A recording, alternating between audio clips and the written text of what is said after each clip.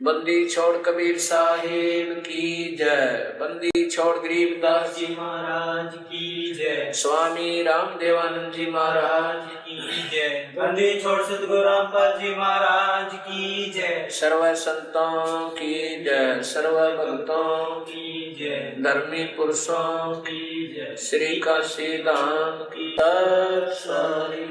इसलिए इसने चौथे अध्याय के 34वें श्लोक में कहा कि उस तत्व ज्ञान को जो जन्म मृत्यु से रहित करेगा वो ज्ञान उस तत्वदर्शी संत के पास पाओगा, मिलेगा। और वो ज्ञान वो होगा जो परमात्मा ने स्वयं आकर के अपने मुख कमल से बोली हुई वाणी है, वो संकेत कर दिया। अब गीता जी अध्याय नंबर 15 के श्लोक नंबर 1 में ये स्पष्ट कर दिया है कि वो तत्वदर्शी संत की पहचान क्या होगी।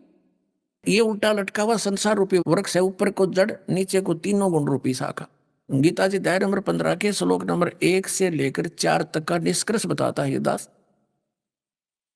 कि ऊपर को जड़ वाला, नीचे को तीनों गुण रूपी शाखा वाला, रजगुण ब्रह्मा, सतगुण विष्णु, तमगुण शिवजी रूपी शाखा वाला, और ऊपर को जड़ है वो परम अक्षर ब्रह्म है। ये उल्टा लटका हुआ संसार रूपी वृक्ष है। सिर्फ गीता ज्ञान दाता ने इतना बोला है, ऊपर को जड़ और नीचे को तीनों गुण रूपी शाखा, बस, और कुछ ज्ञान नहीं दिया उसने। तो इस उल्टे लटके हुए संसार रूपी वृक्ष के सभी विभागों को जो बता देगा, स वेदवित ऊर्ध्व मूलम अधः शाखम अश्वथ प्राहु अवयम छंदासी यस्य प्रणानी ये तम वेद स वेदवित। इसने सिर्फ इतना कहा, ऊपर को जड़ है और ये संसार रूपी पीपल का वृक्ष कहा जाता है अविनाशी, और इसके नीचे को शाखा है।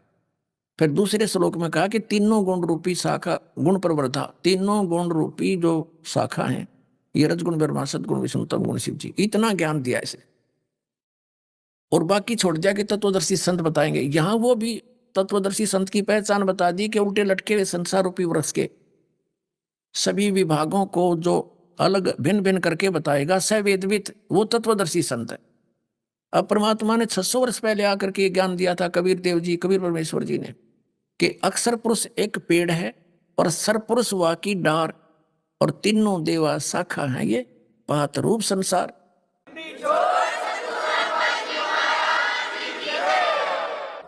ये देखिएगा, ये है पूरा कंप्लीट। देखो, ये है उल्टा लटका हुआ वृक्ष, यानी श्रीमद् भगवद गीता अध्याय नंबर 15 के श्लोक 1 से 4 और 16-17 का ये सारांश है कि ऊर्ध्व मूलम अधः शाखम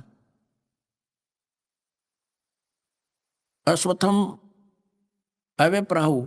ये अश्वत्थ यानी अविनाशी पीपल का वृक्ष समझो, संसार रूपी वृक्ष समझो। और छंदासी यस्य प्रणानी, छंद माने विभाग होता है, छंद माने डिवीजन, अलग अलग विभाग। जो इन विभागों को जानता है वो तत्वदर्शी संत है। अब जैसे जमीन से बाहर जो दिखाई देता है वो पेड़ कहलाता है, ये गुप्त है। तो पूर्ण परमात्मा समझो सबका जनक है, पूर्ण परमात्मा सबका उत्पत्ति करता है, तीनों लोकों में प्रवेश करके सबका धारण पोषण करने वाला है।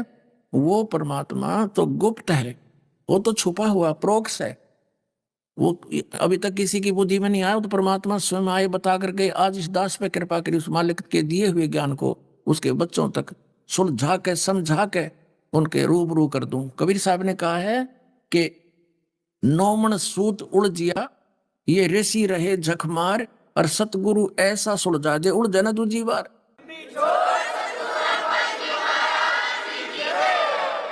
तो सतगुरु ऐसा सुलझा देगा कि फिर नहीं उलझेगा ये। और आदरणीय गरीबदास साहिब जी ने कहा है कि सतगुरु के लक्षण कहूं मधुरे बैन विनोद और 4 वेद 6 शास्त्र वो कहे 18 बोध। यानी सबके ज्ञान बताओगा, सब प्राणों का सबका ज्ञान जानता, वो सतगुरु समझो।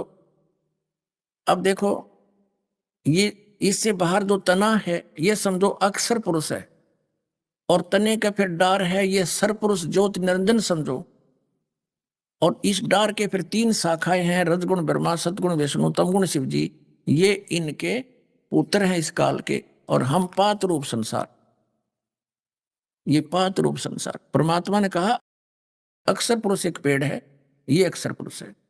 अक्षर पुरुष एक पेड़ है, सरपुरुष वाकी अक्षर पुरुष एक पेड़ है, यू तना तो अक्षर पुरुष समझो क्योंकि इसके ऊपर सब कुछ है।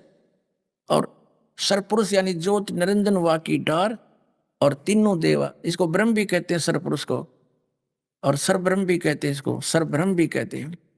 और तीनों देवा शाखा है, ये इसके पुत्र हैं ब्रह्म के, इस काल के, रजगुण ब्रह्मा सतगुण विष्णु तमोगुण शिव जी। तो पात्र, और फिर पात्र रूप संसार। अब जड़ कौन रहा? ये जड़ कौन है? ये परम अक्षर ब्रह्म है। ये तो अक्षर पुरुष, ये परम अक्षर पुरुष कहो चाहे परम अक्षर ब्रह्म कहो, परम अक्षर ब्रह्म कहो चाहे परम अक्षर पुरुष कहो, और ये पूर्ण ब्रह्म कहो या परमेश्वर कहो, एक ही बात है। और वो है कौन? ये इधर देख लीजिए, ये है वो कबीर परमात्मा, असंग ब्रह्मांड के रचनार, सबके उत्पत्ति करता, कुल के मालिक। ये कबीर धानक रूप रहा करता, ये मालिक।